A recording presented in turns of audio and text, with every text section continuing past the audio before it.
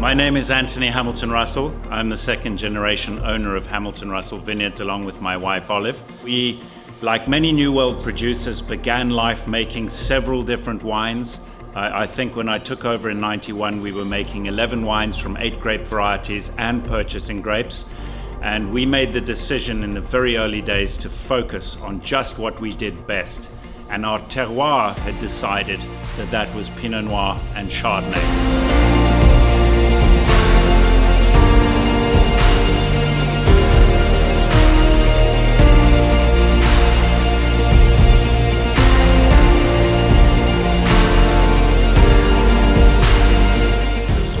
On wine style, we were able to determine the 52 hectares of this 170 hectare property that really account for Hamilton Russellness in the wine.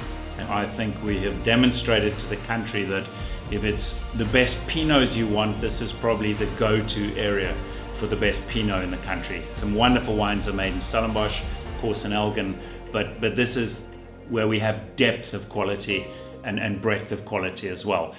Well, again, looking at the way the wine world was behaving and reading into the long term, it became increasingly clear to me that if you're not organic or highly sustainable or behaving in that way, you're going to lose the consumer of tomorrow.